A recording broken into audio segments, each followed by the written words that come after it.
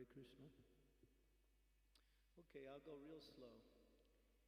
Eva svakarma patitam bhavavartaranyam.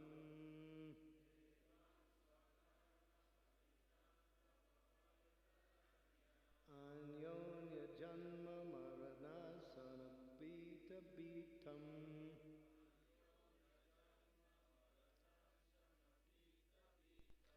Pasya jaman swapara vigraha varya maitram.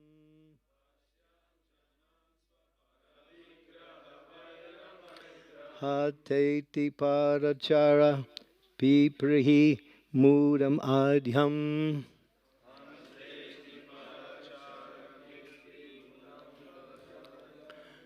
Good luck. Okay.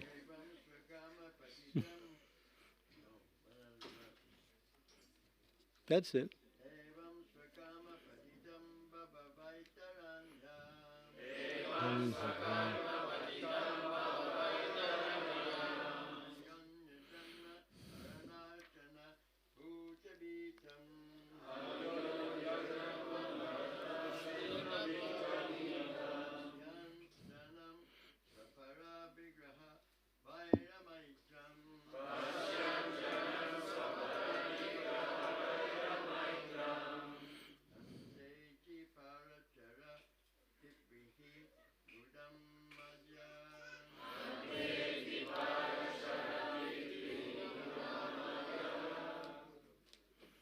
Late.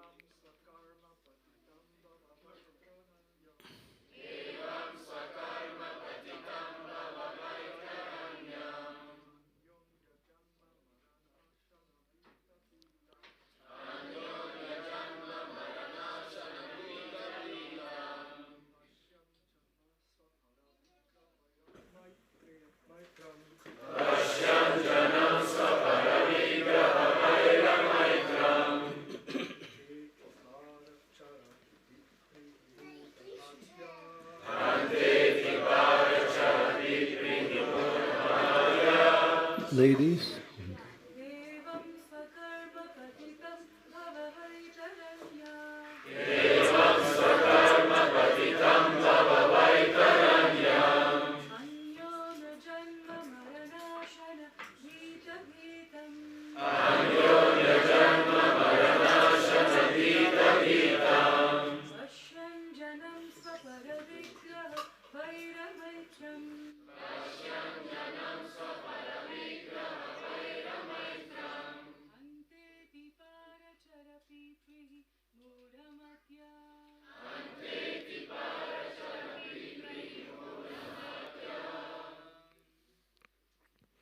Anyone else?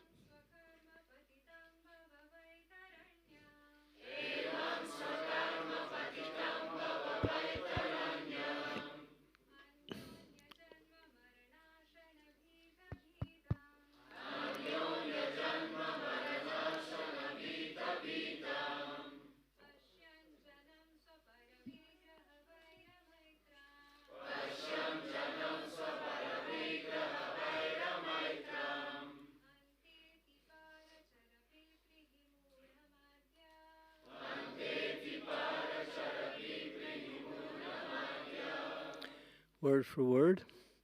Evam. In this way. Svakarma patitam. Fallen because of the reactions of one's own material activities. Bhava. Compared to the world of nescience. Birth, death, old age, and disease. Vaitaranyam. In the river known as Vaitarani, which lies in front of the doorway of Yamaraj, the superintendent of death. Anya Anya, one after another. Janma, birth. Marana, death. Asana, different types of eating. Bita bitam, being exceedingly afraid. Pasyan, seeing. Janam, janam, the living entity. Swa, one's own. Para, of others. Vigraha, in the body. Vaira maitram, considering friendship and enmity. Hanta, alas. Iti, in this way. Parachara, O you, who are on the other side of the river of death. Piprihi, kindly save us all from this dangerous condition. Mudam, we are all foolish, bereft of spiritual knowledge. Adya, today, because you are personally present. Here. Okay. Translation by His Divine Grace A.C. Bhaktivedanta Swami Srila Prabhupada. My dear Lord, you are always transcendently situated on the other side of the river of death. But because of the reactions of our own activities, we are suffering on this side. Indeed, we have fallen into this river and are repeatedly suffering the pains of birth and death and eating horrible things. Now, kindly look upon us, not only upon me, but also upon all others who are suffering. And by your causeless mercy and compassion, deliver us and maintain us. So that's Prahlad Maharaj's prayer. Purport. Prahlad Maharaj, a pure Vaishnava, prays to the Lord not only for himself, but for all other suffering living entities. There are two classes of Vaishnavas, Bhajananandis and Ghostanandis. The Bhajananandis worship the Lord only for their own personal benefit, but the Ghostanandis try to elevate all others to Krishna consciousness so that it may be saved. Fools who cannot perceive repeated birth and death and other miseries of materialistic life cannot be sure of what will happen to them in their next birth. Indeed, these foolish, materially contaminated rascals have manufactured an irresponsible way of life that does not consider the next life. They do not know that according to one's activities, one receives a body selected from 8,400,000 species. These rascals, Prabhupada is very clear, these rascals have been described in Bhagavad Gita as duskritina mudha. Non-devotees, those who are not Krishna conscious, must engage in sinful activities, and therefore they are mudhas, fools and rascals. So it's 3 times he said rascals. They are such fools and rascals. That's in addition by the speaker. That they do not know what will happen to them in the next life. Although they see varieties of living entities eating abominable things, pigs eating stool, crocodiles eating all kinds of flesh, and so on, they do not realize that they themselves, because of their practice of eating all kinds of nonsense in this life, will be destined to eat the most abominable things in their next life. A Vaishnava is always afraid of such an abominable life, and to free himself from such horrible conditions, he engages himself in devotional service of the Lord. The Lord is compassionate to them, therefore he appears for their benefit. Yada yada hi dharmasya glanir-bhavati bharatam abhutanam adharmasya tadatmanam srijamyaham. Whenever and wherever there's a decline in religious practice, O descendant of Bharat, and a predominant rise of irreligion, at that time I descend myself. This is from Bhagavad Gita 4:7. The Lord is always ready to help the fallen souls, but because they are fools and rascals, they do not take to Krishna consciousness and abide by the instructions of Krishna. Therefore, although Sri Chaitanya Mahaprabhu is personally the Supreme Lord Krishna, he comes as a devotee to preach the Krishna conscious movement. Yaridaka tarikaha Krishna upadesh. One must therefore become a sincere servant of Krishna. Amara agya guru hoy tara edesh. From Madhya Lila 7:1-8. One should become a guru, okay? Hare Krishna, we have a little shop outside. Anybody want to sign up for guru? Okay, we need some gurus. Too many fallen souls. We need some gurus to help them. One should become a guru and spread Krishna consciousness all over the world simply by preaching the teachings of Bhagavad Gita. Om Gyan Timirandasya Gana Jana Salakaya Chaksun Militam Yena Tasmai Shri Gurave Namaha Nama Om Vishnu Padaya Krishna Prasnaya Bhutale Shrimakti Bhakti Vedanta Swami Iti Namine Namaste Saraswati Deve Gauravani Pachadine Nirvisesa Sunyavadi Paschatya De Satarine Vanchakalpa Tarubhischa Kripa Sindhu Pevacha Patitanam Pavanebhyo Vaishnavebhyo Namaho Namaha. Sri Krishna Chaitanya Prabhu Nityananda Sri Advaita Gadadhara Sivasati Gaur Bhaktivinoda Hare Krishna Krishna Krishna Hare Hare Hare Rama Rama Rama Hare Hare.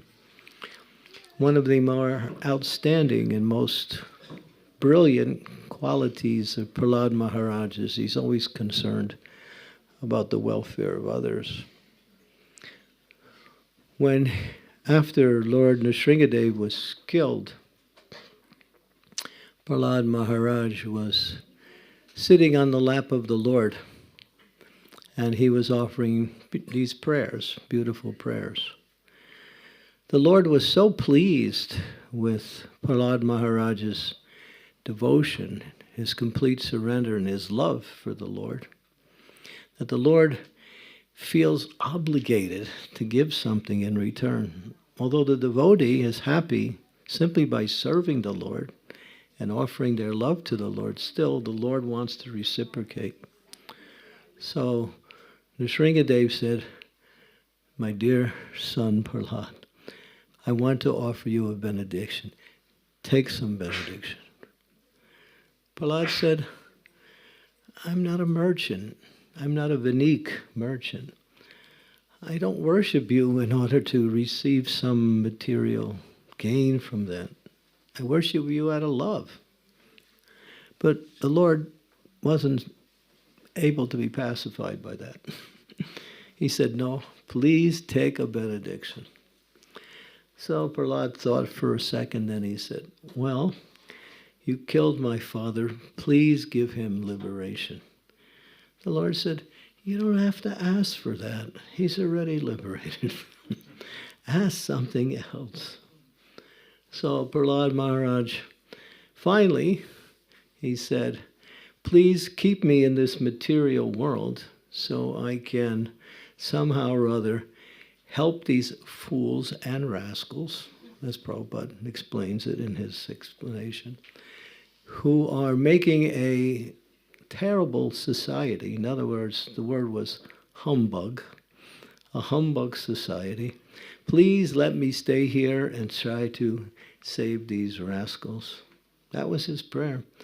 He's so concerned about the welfare of others that even at his own expense, he will do whatever he can to save others. It says in the 8th canto of the Srimad-Bhagavatam that the highest form of service to the Supreme Lord, service is equal, but then there is sometimes a gradation is given for some special consideration. The highest form of service that one can offer is to take on suffering for the benefit of the conditioned souls, to accept suffering. The example is in that particular context is Lord Shiva, who, during the churning of the milk ocean, there was some very deadly hala poison that was creeping throughout the universe, and it was about to destroy everything. This first was the result of churning the ocean of milk. Before you can get the nectar, you have to get rid of the poison. Before you can become a pure devotee, you have to get rid of that material attachments, which is like poison. And so, when this hala poison was coming out, was just going everywhere, Lord Shiva, wanting to save the conditioned souls and the universe itself, drank that poison. And he's called Nilakanta, or sometimes they call him Kalakanta also, because a black mark, sometimes people say blue mark, was in his neck, which indicates an ornament of his saving the universe at that time. So in that context, it mentions this particular verse that the highest form of service to the Supreme Lord is to take on suffering for the welfare of others. I mean, we have the example of Srila Prabhupada. How much did he have to undergo suffering? We're writing books about it, encyclopedias we can write about it. The difficulties that he, especially at his age, 70 years old, no support, struggling alone, using whatever came by way of Krishna's arrangement to somehow or other use them to become devotees and to use them to spread Krishna consciousness. Prabhupada struggled. And many times he was, not many, but there was times he wanted to simply give up. It was so difficult. But he didn't. Because of that, we're here. Really.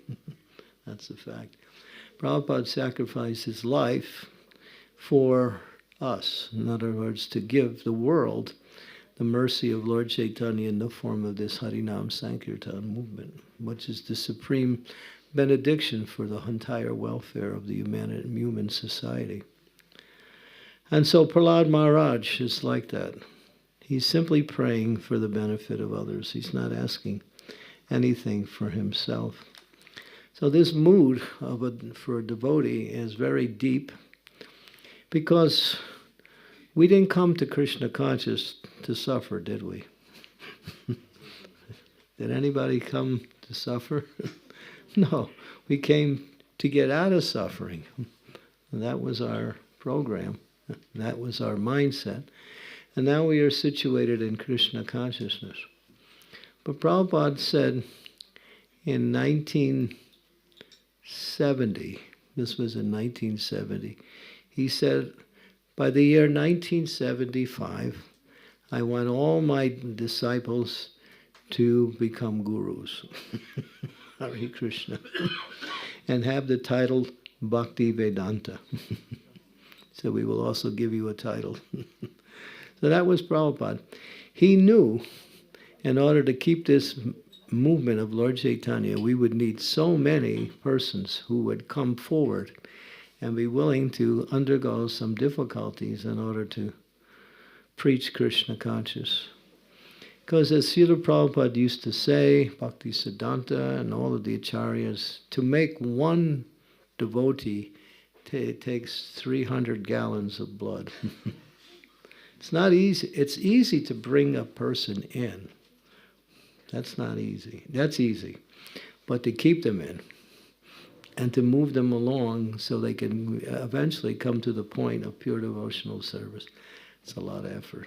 And it requires not only the spiritual master, but the help of the entire society in order to support the progress of each other. And so it's a job. And so there is a lot of effort in that. And because Kali Yuga is so contaminated that when people come in nowadays, they have so much material baggage, right? so much material baggage that we have to somehow or other see what will take to really to situate someone nicely in Krishna consciousness so they can be happily engaged in devotional service. And so this is and Prahlad Maharaj, he prays like this a lot.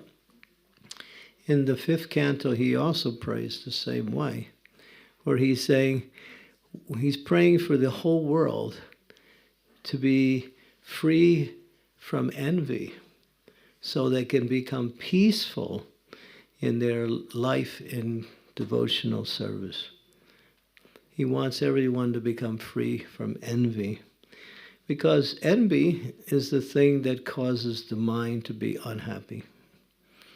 Envy causes the mind to always be free from the mood of absorption in Krishna consciousness. We want to get absorbed in Krishna consciousness. We have to give up this element of envy. Of course, devotees are non-envious. And Srila Prabhupada also spoke. He said, the difference between spiritual and material, and this was a direct statement, is, well, those who are spiritual are non-envious, and those who are material are envious. He said that's the difference. He made it very clear in a one-line statement. And so, this envy. What is envy? It means I'm unhappy within myself, and I'm looking outside towards others because I feel unhappy because of their happiness. Hare Krishna. But devotees are not like that. Devotees want to make everyone happy. Why? Because devotees know what makes me happy, I want to share that with others. And therefore, it will please Krishna. Because Krishna and his different incarnations, they come to this material world simply to save the conditioned souls. They have no other business. They come sometimes for other activities such as elevating the devotees and also to remove the demons and to reestablish religious principles. But they come to inspire others to take up Krishna consciousness. So anyone who takes up the mood of the Lord becomes, what we say as Srila Prabhupada, very much recognized by the Lord. Now you think about that, to be recognized by God. I mean, there's so many living entities. And if that one living entity, gets recognized by that Supreme Lord, hey, that's a pretty big, position to be recognized. So this is the mood. Of course, if we please the Lord, we get his mercy. But those who please him by bringing others to Krishna consciousness get special mercy. And because it's not easy, as we said. And so this is the mood of Prahlad Maharaj. He's saying, my dear Lord, you're on the other side of the Vaitarani River, which means you're on the side where there is no birth, death, disease, and old age. We are here. We are suffering. Please do something that we can cross over this ocean and be relieved from this suffering of material existence. So he's free from the material existence, but he's praying for others. That's his mood. He's already a pure devotee. He has so much love for the Lord. We can understand by that pastime simply how the Lord did everything to save him from the horrible inflictions that his father had. No one could survive those. I'll give you an example of Prahlad Maharaj's compassion. It's not mentioned in the Bhagavatam. It's mentioned in another shastra called the Hari Bhakti Sudodaya, which also speaks about these pastimes of Prahlad and Dhruva. In there, Hiranyakashipu gave some tantric spells on Prahlad. He had these Brahmins who are tantrics. And he said, kill them with mantras. Because those who are expert, mantras are very powerful. You can read, it's in Radhanath Swami's book, The Journey Home, how one particular man they were trying to kill him, these tantrics, but he kept chanting the names of Ram. And he said, as soon as I stop chanting the names of Ram, I'm finished. Because you can kill, there's weapons that are gross, but there's also subtle weapons, which are mantras given in an evil way to kill or to destroy or to cause difficulty in the life of a person. So these Brahmins were throwing these mantras at Prahlad, but they had no effect. And the problem was that if you throw the mantra and it doesn't affect your target, it comes back to you. Hare Krishna. So the mantras that they were trying to kill Prahlad were coming back to them, and they were dying. So what did they do? Prahlad, save us. They said to Prahlad, please save us. We're trying to kill you, and now we're dying. If somebody said that to you, what would you would think? Ha ha, I won. But he didn't. When Prahlad saw that they are asking for help, he, by his own power, he withdrew the power of those mantras. So that's the compassion of a Vaishnava.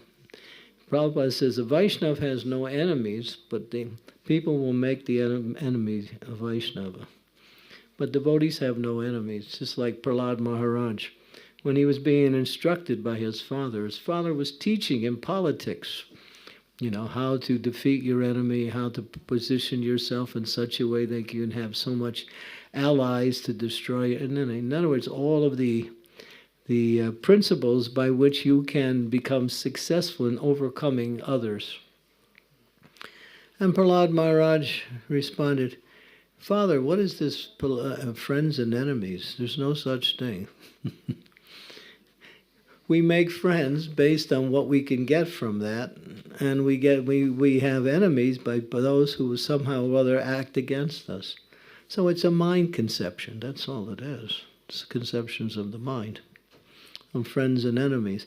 So Prahlad said that to his father, and his father said, you're siding with my enemy. Vishnu. That was his enemy. But Prahlad, he wanted to make a point, not only to his father, but for all of us, that friends and enemies, for a devotee, everyone becomes a friend in the sense that everyone is part and parcel of Krishna. But then we have friends who are close, who you share Krishna consciousness, and that usually the society of devotees. But we see the conditioned souls not as enemies, but as objects of mercy, who need some friendship, you might say, in a way that will help them to overcome their suffering. As Prabhupada says, they're so rascal. We're trying to somehow or other deliver them, but they don't want it. They don't want it. And so Prabhupada said, but a devotee is like, he's very merciful. Prabhupada gave the example how a devotee is merciful. It's just this little anecdote that Prabhupada said. He said,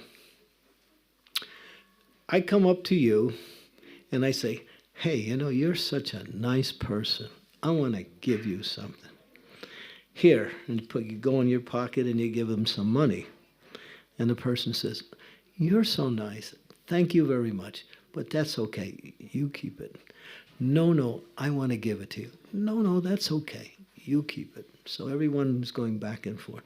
So then the person who wants to give the money, he takes the opportunity, grabs the person's pocket and sticks it in the pocket.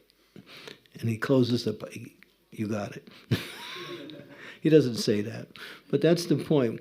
In other words, a devotee will even try to give the mercy for those who are a little reluctant. Of course, we don't glorify the holy name in front of them, but we do whatever we can, such as distributing Krishna Prasadam. This softens the heart over a period of time, makes them more inclined to take Krishna consciousness. The devotee is always thinking how to save the conditioned souls.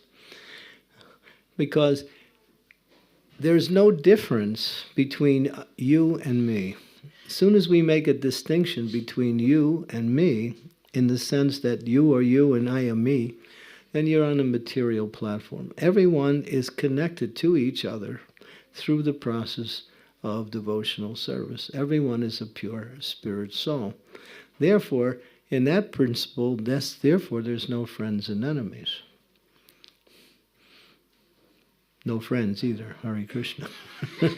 That means everyone is a friend in the sense that everyone is a part and parcel of Krishna, non-different in that sense. So this is the principle of how we can preach to the conditioned souls. When you see yourself in others, and when you try to give something to others, you're actually giving something to yourself. Because when you share something that is valuable, that is dear to you, to others, you're actually giving yourself to that person in the sense of that quality or that experience you have. And if they accept it, what happens to you? You become happy. You become happy. So nothing makes a devotee more happy when they see other devotees becoming Krishna conscious, or at least accepting the principles of Krishna consciousness. And that's the mood of the acharyas. The mood of the acharyas are so strong that it says that the acharyas, and Srila Prabhupada also made this statement, he said, only when the whole world is chanting Hare Krishna can we actually become happy, not before then. So this is the compassion of the conditions of the great souls. They want to somehow or other make a difference in the lives of others. And anyone who takes up that activity becomes very, very dear. That's why Srila Prabhupada, how much did he speak about Prahlad Maharaj in his lectures? More than any other section of the Bhagavatam. Queen Kunti's prayers and Prahlad Maharaj's prayers were the topic of Prabhupada. He spoke at least 3 or 4 different times in a series of lectures on Prahlad Maharaj. Prabhupada would sometimes get emotional when he would speak about Prahlad Maharaj. He would start to shed tears just thinking of his compassion to the fallen conditioned souls. So this is how dear it is to become one who can somehow or other try to help others, because that's how you help yourself. That's how you help yourself, by helping others. If you try to help yourself, you may do it or you might miss. Sometimes we don't know what is the best thing for us outside of our own chanting of the holy name, of course. But ultimately, when we give something to others, we actually open up our own heart. We open up our own heart, and that's the whole process, is opening of the heart of ourselves and others in this mercy. Srila Prabhupada was just illustrating how strong this mercy is. He was in Atlanta, Georgia, 1975. It was in the end of February. And he was in the temple in Atlanta, Georgia. He came in, and the whole temple was filled. The temple was a little bit bigger than this temple, not much. And the place was so full that devotees were outside looking in the window. They wanted to hear Prabhupada, and it was cold. It was the end of February. And so Prabhupada is sitting there, and he sits down, takes a pair of kartals, and he starts to sing Parama Karuna Bahudui Jare Nitai Gaura Chandra. He can't get very far. He sings maybe one line, a little more. He stops, closes his eyes. The whole place became completely pin drop silence. Nobody, it was like one moment was like 100 years. It was like complete silence. And then people could see tears were running down Prabhupada's face. And then he opened his eyes and he said, "They are so kind. They are so kind. They are so kind." He was referring to Gaur Nitai. Because the deity's there in the center of the altar. There's 3 altars, and the main altar was Gaur Nitai. Radha Krishna are on that side and Jagannath on this side. Gaur Nitai's in the middle. So he couldn't speak. So Prabhupada was just, he doesn't usually do that. He tries to restrain himself from making his emotions a public affair. But it was too strong. It was too strong. He couldn't hold back. So we get a little indication of the heart of Srila Prabhupada, how much he feels for the conditioned souls, and how Lord Chaitanya and Lord Nityananda have come to open up the doorhouse of love of God in such an easy way through the chanting of Hare Krishna, Krishna Krishna, Hare Hare, Hare Rama, Rama Rama, Hare Hare. So you might think, oh, I'm a householder, I have a family, and also I need some finances to support my household, so how can I preach? And Prabhupada gave the formula. He said, gather some people together and have kirtan, invite some senior devotee to come and give a lecture, and distribute prasad and speak on Bhagavad Gita and Srimad-Bhagavatam. He said, if you can do that, then you can preach Krishna consciousness. So we all have a house. Some of us don't have houses. I have a lot of houses. Every day I'm in a different house. It was interesting. I'll tell you a little personal experience I had. This was during the COVID time and we couldn't travel.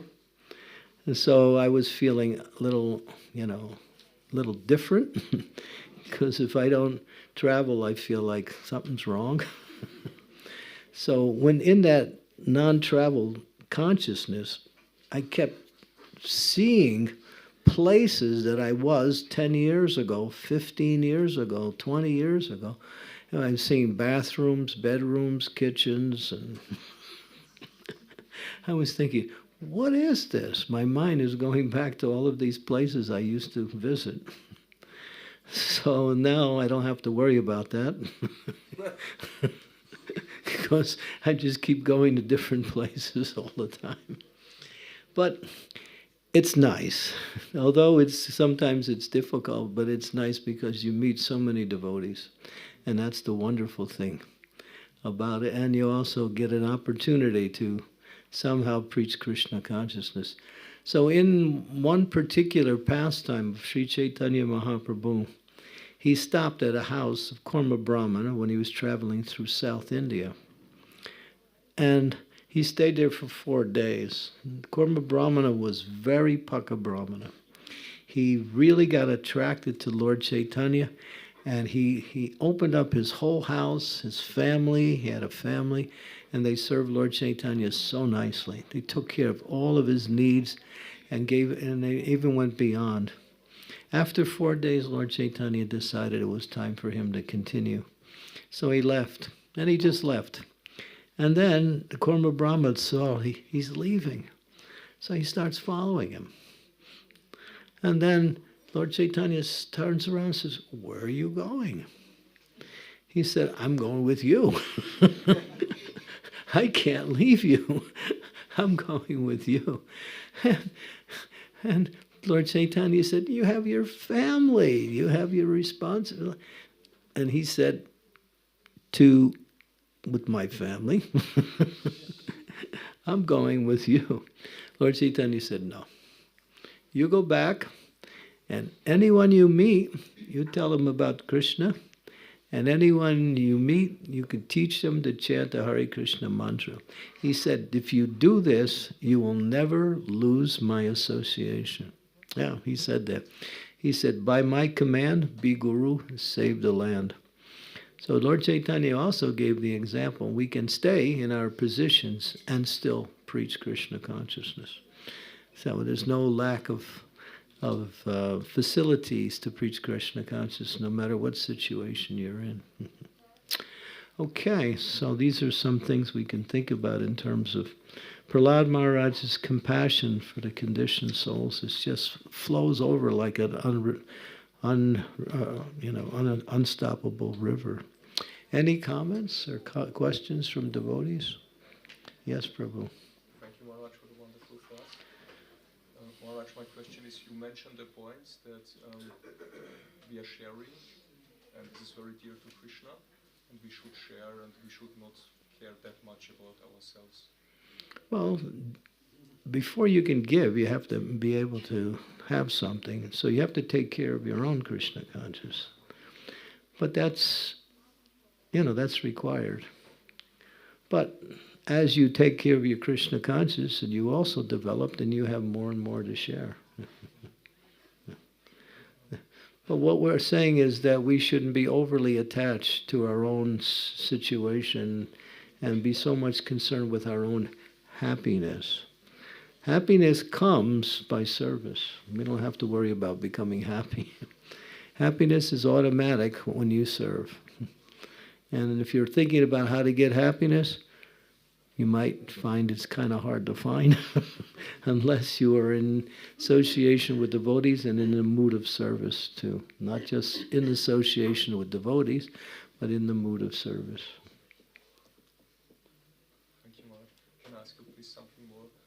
Maybe for some personal experience of you, because you are preaching a very, very long time, and maybe you faced some difficulties. Where Maya wanted to stop you, or some persons, or whatever else. Maybe you can share something, how to overcome this, or how to continue. There's a few incidents that are interesting. Faced with, at gunpoint, doing book distribution, because people in America carry guns. There's no law against guns in America. All you have to do is apply and get a license. So a couple of times people pulled guns on me. So, well, so you just sit there and chant Hare Krishna, don't move. So yeah, that was certain. I mean, there's other situations where I have some humorous situations also, which are kind of like, I don't know if I should tell this one. This is really, I don't know, this is not so good. So somehow or other, ladies come up to me and ask me to find husbands for them. I'm not making any public statement now, but it happens all the time. So I was walking down the long building in Mayapur, the Gata building, and I'm walking down the stairs, and one lady, she starts coming up to me, middle-aged lady, and starts speaking really emotionally, fast, with a lot of emotion. I don't know what she's saying. I thought it was the local language, obviously. So I thought, all right, I have to find out. So I saw one young man who was walking. So I called him over. I said, what is she saying? He said, she's speaking Marathi, and I don't understand Marathi. So I looked around, and I thought, all right, I'll try another person. So I found one, and I said, do you understand Marathi? He said, yes. He said, what is she saying? Well, she has a daughter, and she wants you to find a husband for her daughter. Why she picked me, I don't know. So, you want to do something to please the lady. So I pointed to one of the boys that was there. And I said, here he is. And then I had to go. I didn't look back to see what was happening. So we get into some kind of strange situations at times. Yeah. But dangerous situations, Krishna has been very kind to me. He hasn't put me into too many difficulties. But we have had some close calls, so some really close calls. But Krishna is always there to protect his devotee. He says, I give my devotee protection. Rake Krishna more Krishna rake. If Krishna wants to protect you, there's nothing that can harm you, no matter how powerful it is. Can I tell you a story about what's happening in... I'll give you an example how Krishna protects his devotees. This is the war in Ukraine.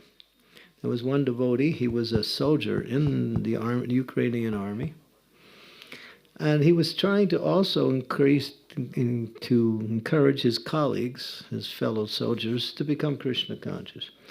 They weren't interested.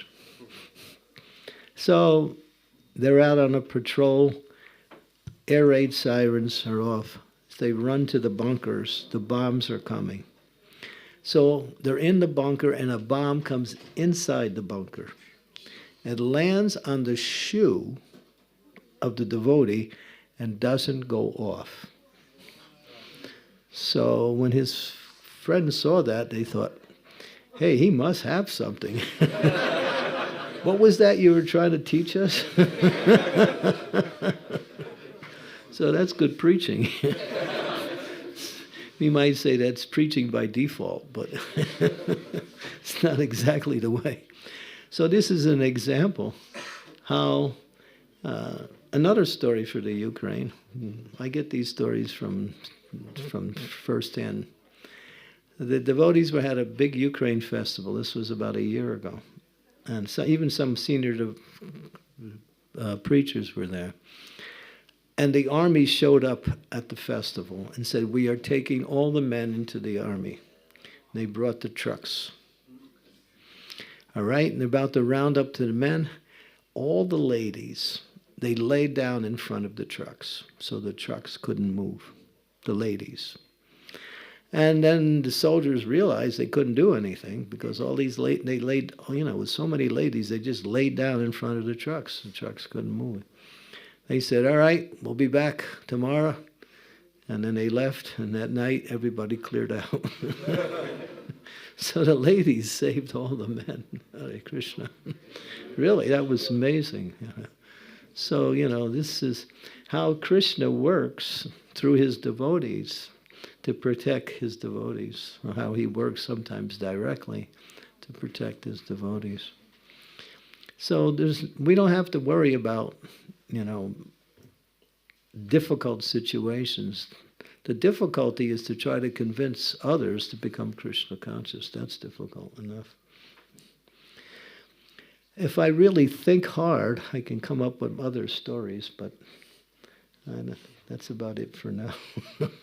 And yes, Prabhu. Can you find woman for me? Huh? Can I find a woman for you? I'm not going to point to any ladies. I wouldn't do that. You told about Prabhupada satsang in Atlanta. Yeah. You was there? No, I had heard later from that one. That's my question. Yeah. No ladies. You shouldn't have any problems.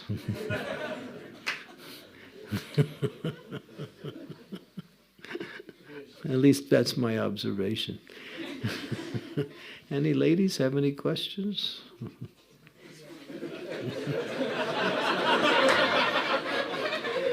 I wasn't inviting any particular question. Anyone else have any questions, comments? Yes, Harinamananda. Prahlad had, he felt the pain of people suffering in the material world. But when I see other people in the material world, I don't feel like that. But we're supposed to be compassionate still, so how to develop that real compassion? Of course, that's a very high state of Krishna conscious. But we should see these people are suffering, that we can see. And we can pray for them. We can pray somehow they can receive the mercy of the Lord in some form. We may not be able to do anything due to circumstance. But we can think, we can offer prayers. That we can do. And if Krishna hears your prayers, then he can also inspire people to take up Krishna consciousness. Krishna can do anything. He can make the whole world Krishna. Prabhupada said he can make the whole world Krishna consciousness overnight. But he won't do that because it has to be voluntary. Nothing is forced. Otherwise there's no love. Love cannot be forced. Yeah. Okay. So when you see someone, you think, boy, I used to be like that. Now look at me, and I've got the mercy of the devotees. I got the mercy of Lord Chaitanya. So maybe if I can pray for them, they can also get some mercy. Thank you. And you're out there. You're doing it anyway, through Harinam. Krishna Varnam Tvaza Krishna Sangopanga Saparshadam Yagyai Sankirtanai Prayai Yajanti Hi Sumedasaha. There's no better way to deliver the mercy of the holy of Krishna consciousness than spreading the holy name and distributing Prabhupada's books. These are the two powerful ways to make a difference, these two things. And of course we do other things, and there's many other ways that are very powerful, but these two are very foremost. Distributing books and going out, Harinam Sankirtan. Purifies the atmosphere. Yes, Prabhu. Hare Krishna, thank you, Maharaj. You gave some wonderful examples of how Krishna protects his devotees, but sometimes there are situations where difficulties have arisen, like for instance in Bangladesh where the temple was destroyed, and many years ago Kazakhstan, there was a temple there and that got destroyed as well. How do devotees compromise with that sort of situation, those difficulties? Well, when you describe Krishna's protection, it has sometimes an immediate effect and it has a long range effect also. So it's not always immediate. But how he protects, that's up to him. Sometimes he says he protects by keeping your Krishna consciousness from going down. Sometimes devotees even lose their body, but because they're protected by Krishna, their Krishna consciousness is not lost. So that's another way the Lord protects, by allowing the devotee to stay Krishna conscious in every situation. Lord's mercy is depending on his, way of dealing with the different situations. We have to understand Krishna is perfect. If we don't have that, and he's all good, if we don't accept Krishna is all good and he's all perfect, then we can't practice Krishna consciousness. And what he does may not be explainable or understandable by us, but it's always good in the long run, or at least even sometimes immediately also.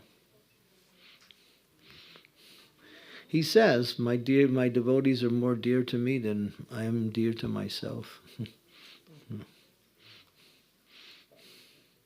He's not making some nice eulogy. He means it. He takes care of his devotees. So when someone said to Prabhupada, you are the best devotee, Prabhupada said, oh, devotee, that's very high. So when Prabhupada was thinking that devotee means pure devotee, that's very high. Okay, so how much time do we have? We have only 4 minutes, actually. before the curtains open. So thank you very much. Another question? Oh yeah, okay, we can have another. Hare Krishna Maharaj, thank you so much for your class. I was just wondering, I wanted to ask, Prahlad Maharaj had so many qualities he exhibited, one being forgiveness, and even though Hiranyakashipu, his father, tried to kill him, he was still so compassionate and wanted him to be liberated. So how can we follow in his footsteps and practice forgiveness? Because sometimes we have things we keep in our heart that happened like 10 years ago, 5 years ago. So how can we follow in his footsteps? How can we forgive someone that something happened 10 years ago? Yeah, or anything that we keep in our heart because that's negative. Well, you're the one that's suffering, not the person. By carrying that negativity, it's causing you some unhappiness. So getting rid of negativity towards others is actually beneficial for you. So there's three things: forgive and forget, forgive and don't forget, and somehow ameliorate the situation through discussion. These are the three alternatives you have. I like forgive and don't forget. Forgive and don't forget means you won't fall into that same trap again and make that same mistake again. So be aware of that also. Forgive and forget, and you may also again make the same mistake. If you can somehow discuss it and come to some kind of, agreement based on discussing our differences in a very, Krishna conscious way, a gentlemanly way, then that's the best. But if you can't, just forgive and then keep your distance if you have to.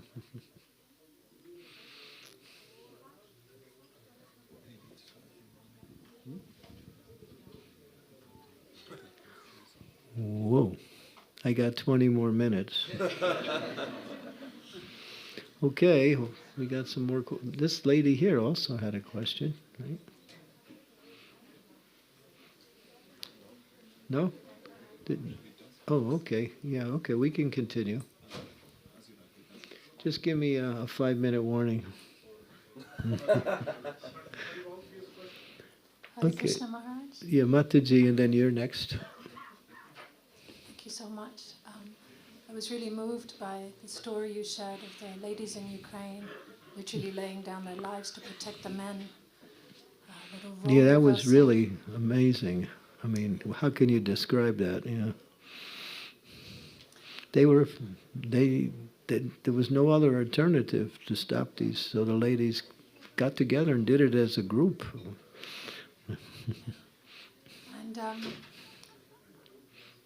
this is maybe not appropriate to ask or share, but it's sometimes heavy on my heart as a woman in this movement that I see. We are taught about women needing to be protected, but in my own life I'm experiencing how women are not being protected. We're taught that through marriage we gain protection, but I have direct knowledge of women experiencing the opposite in their marriages. And yeah, most of the men are rascals. Hare Krishna. But Maharaj, what are women supposed to do? Women want three things in marriage. They want affection, protection, and security.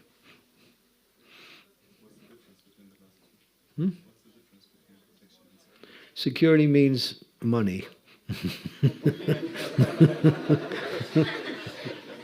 In other words, you don't want to marry, what was his name?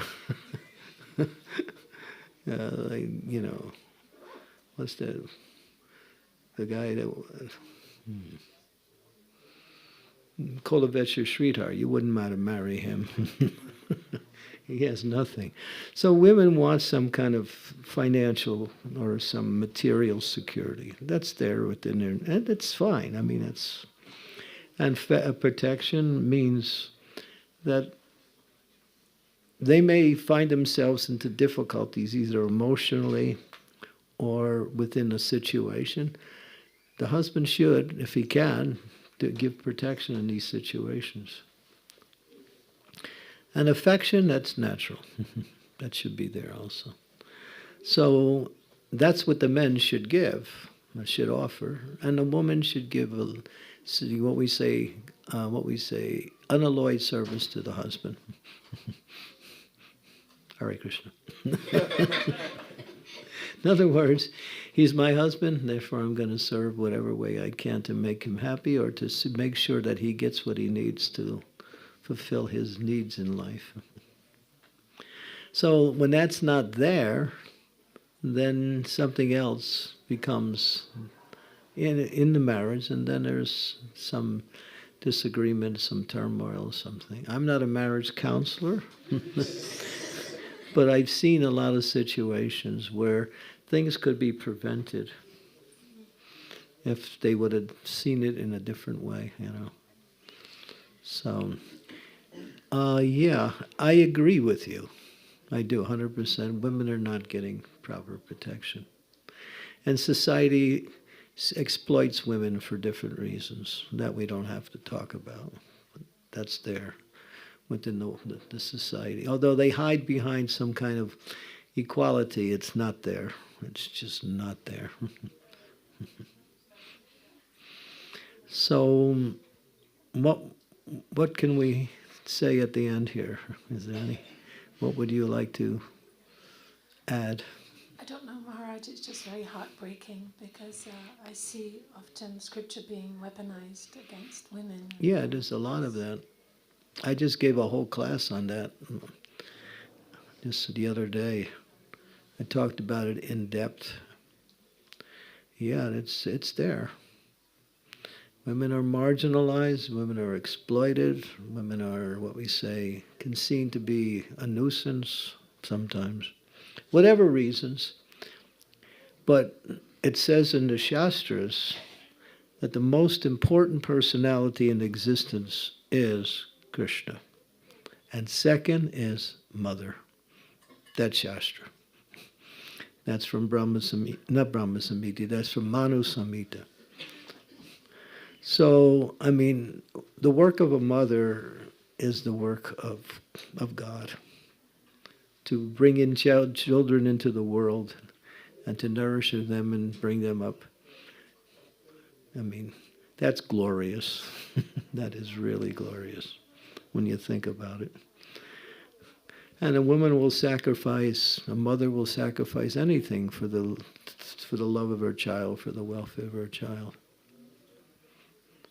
I wasn't blessed with children, Maharaj. You got so many of them. They're all here. Choose. There's some needy people here. They need some mothers. I'm happy because I have so many mothers.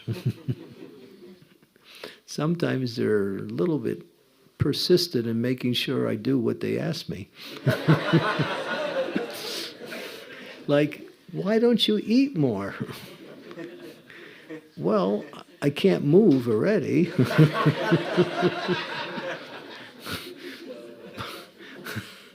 But I'll be back later. So women, mothers are worshipable. That's why Prabhupada said we should call ladies mother. Mother is a very respectable term. It's not some minimized term or some marginal, just to say something. Mother means someone who is honorable, respectable. That's what it actually means. Yeah. So men should be, I don't know, I can't say, I'm not married, Hare Krishna. But Prabhupada was very kind to women. Very kind to women. Even if the women did something wrong, He wouldn't punish them. He would correct them if, for their sake of their own benefit, but he wouldn't punish. In the Shastras it says, children and women are not punishable. They're not punishable. They require correction, they require some guidance and care, but they're not to be punished for their activities. That's Shastra. But nowadays, that nobody follows that. They have women jails. And that's women may need some help, some guidance, some care, some correction, but punishment, no. Children are not punishable either. They also require these things. Mm-hmm. Brahmins, cows, old people, free from punishment, but care and protection. And that's how they find happiness and also find their worth in life. So I empathize with you because I also see what you see. Thank you. Anything else? Oh yeah, way in the back there. Hare Krishna, sorry. Kadambakran Maharaj once said, preaching means to show the people how happy we are. Yeah. Today we heard that some people, they become envious when they see that others are happy. So how to try to influence people by being happy without making others envious? Sorry. It's an impossible thing. You can't really, really monitor a person's thoughts. They're going to feel the way they feel according to their own conditioning. But we're happy because we have reasons to be happy. We're not just falsely happy. We have reasons to be happy because we have been given the mercy. And we're on our way back to the spiritual world through this process. This is the susukam kartam avyayam, the scriptures say. The devotees, this process is happy, and devotees are happy. Prabhupada used to say, if you're not happy, you're in Maya. So think about that one. So what makes us happy? Chanting and dancing, we find happiness. Serving the devotees gives you really great pleasure. That's happiness. And taking Krishna Prasadam, no question about that. That's a form of happiness. It's direct experience. And there's all of the activities in devotional service are meant to bring about happiness or awareness of our nature as a happy being. So we can't do anything about those who see out from the outside. All we can do is be ourselves. But honest people will appreciate. I think one of the things people ask me, how did you join the Krishna conscious movement? When I first joined, it was in New York in 1973. And I saw the devotees were really happy when I came to the temple, and I was really amazed to see. And I was just looking to see if it was some kind of pretense, or they were trying to be. No, it was real. And that really inspired me to become more interested in Krishna consciousness when I saw the devotees happy. Yeah. So happiness is a way to preach. Yeah.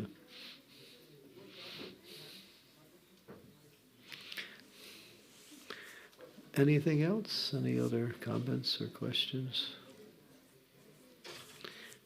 Yes, Mataji. Hare Krishna. Thank you so much for your kindness, for your words. I feel very touched, very moved, and I would like to ask you a question regarding surrender. About surrender. Surrender. Because in order to preach, to be kind, we have to be instruments. It's not we can do it in our own endeavor. And right. Yeah. And I would like to ask. question that I asked 2 months ago in one class, and I was told that surrender also means, another translation, also shelter. Shelter. Yeah. So in which extent we feel sheltered, to that extent we can surrender to Krishna. As much as we take shelter, that much we can surrender. Is that it? I understood what I was told, that we feel sheltered. We have to feel secure, also among devotees. So if you can elaborate on that. I understood this is also like an external, that we need to feel safe in our association in order then to be able to surrender to Krishna, because devotees are... Yeah. Well, it's important to make what we say very dear friends in Krishna consciousness. Devotees can be friendly with everybody, but devotees also have friends. We have friends and we're friendly at the same time, but you can't be friendly, you can't have friends with everybody. It's just not possible. It's not practical. But if you have a few really close friends, that is also a form of shelter. Because you can open up your heart to them, you can explain what you're struggling with, you can share your happiness, your experiences with them. You can even, as Prabhupada said, we can joke together. So that kind of association is really needed in Krishna consciousness. Even if we're married, we can't always have that with our husband or wife. We need to find friends outside of that relationship also. So you can just go up to someone who you think you like and say, "Will you be my friend?" How much prasadam can you give me? So yeah, devotees are naturally friendly towards the other, but there's some that you can actually have a deep relationship with, and that's important. That's needed, because we struggle, and sometimes we have these situations where we can't speak about it, but we need somebody to talk to, and the spiritual master may not always be available. So, yeah. So that's a type of shelter. Thank you. Yeah. Yes. Anything else? The men are quiet now. Yes. Harinamananda. It's more a comment on what you just spoke on having dear friends. From my experience, the closest friends in Krishna consciousness are those you served with in a particular mission or a service. I was wondering if you could speak on that, or your experiences with devotees you've served with.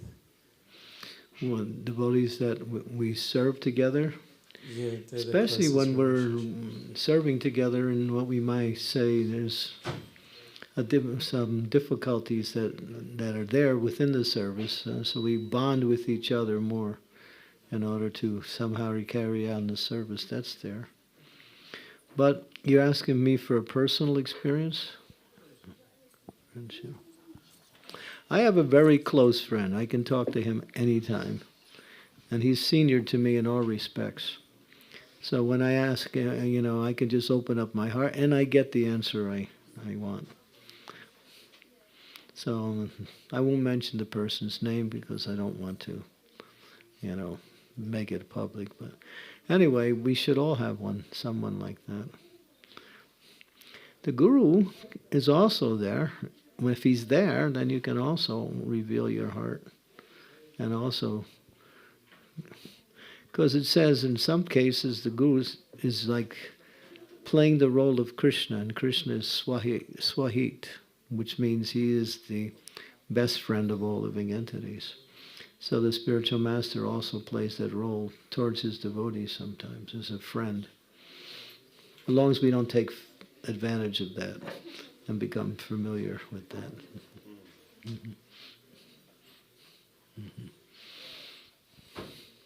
So yeah, we all should have that. Because no matter how so-called advanced we are, quote unquote, there's always situations where we need some guidance or some association.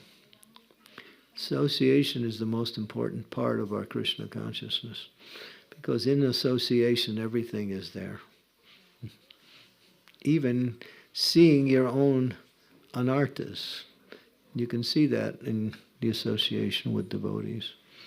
And that helps you to become more aware of your own anarthas, and that helps you to become more diligent in trying to remove those anarthas. Yeah. So association is the key to all success. Prabhupada said it in a very interesting way. He said there's three things that are most important in Krishna consciousness. He said association, association, association. Okay, do you remember those three? That's what he said. So, So Prabhupada had a way of making a point.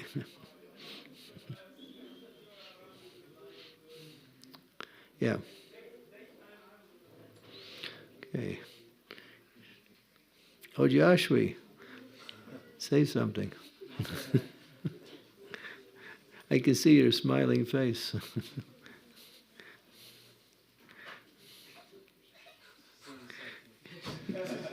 Something. Okay. Hare Krishna.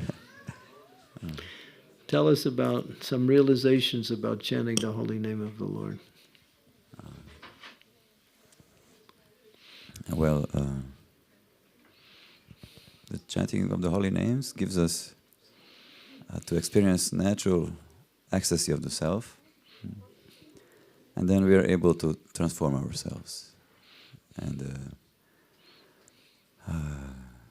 so we have a duty to inspire in others natural ecstasy of the soul. By inspiring others, we transform ourselves. Yeah, and also we don't expect others to transform if we don't give natural ecstasy of the soul. Mm-hmm. This is what Lord Krishna told to Uddhava in 11th canto of Srimad-Bhagavatam. Yeah, so there's no better way than Harinam. Yes. And Prasad. And Prasad. Thank you. Thank you. Okay, so...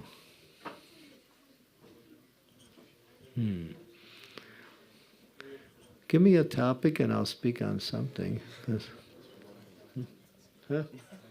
5 more minutes. Okay. Okay, so maybe we can take these 5 minutes to prepare ourselves for the opening of the curtain. You have a quick question? Okay. It's more of a comment, Maharaj. We were Okay. discussing about association. So my mind went why Chaitanya Mahaprabhu spent 18 years in Puri, in Gambhira, and 6 years preaching all over the world. Why not preach 24 years?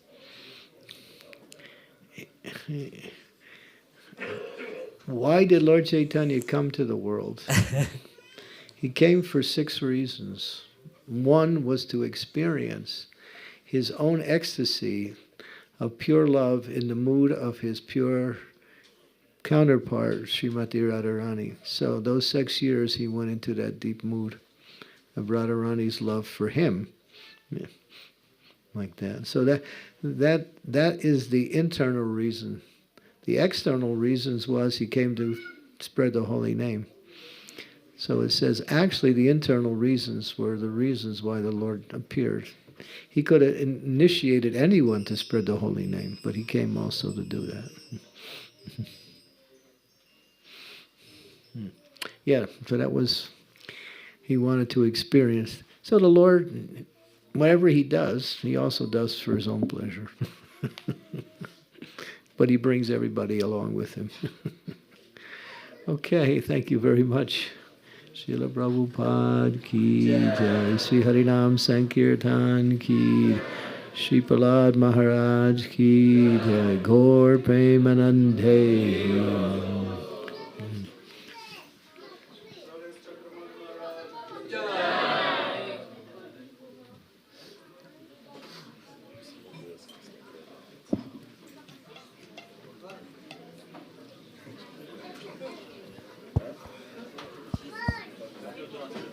So darshan is in less than 5 minutes. Maybe we can already remove all the things, instruments, open the windows and the doors, please.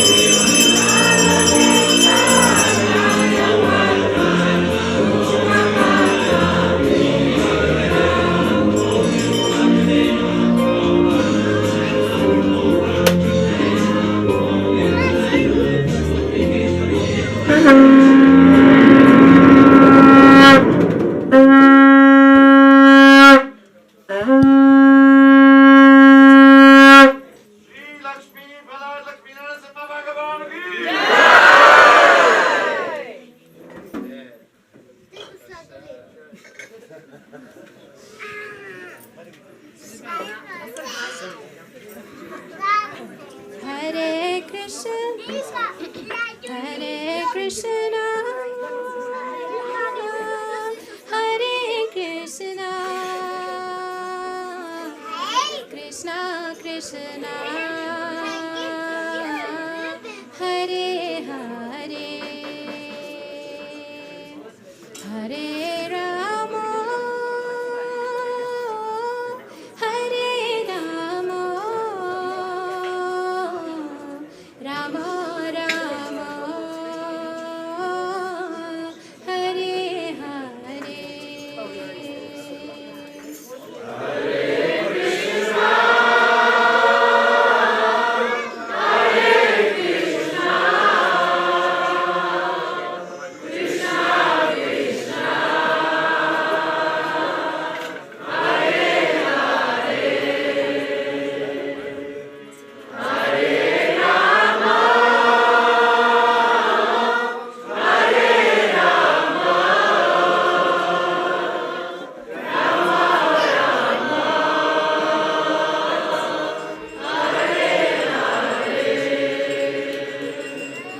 Hare Krishna, Hare Krishna,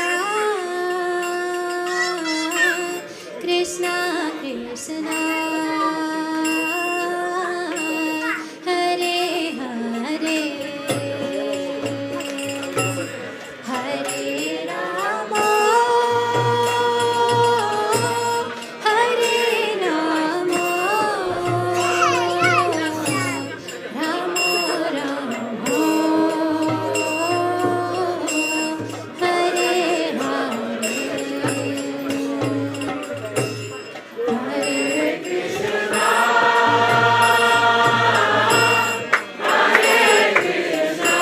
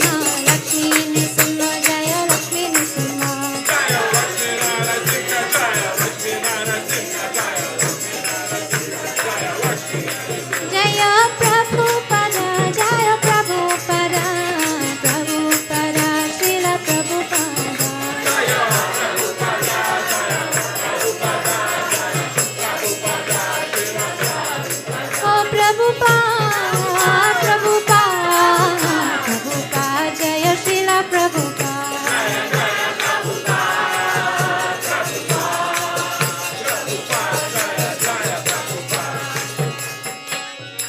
Jai Shri Prahlad Lakshmi Narasimha Dev Bhagavan ki, Bhakta Prahlad Maharaj ki, Nitai Gaura Premanandi.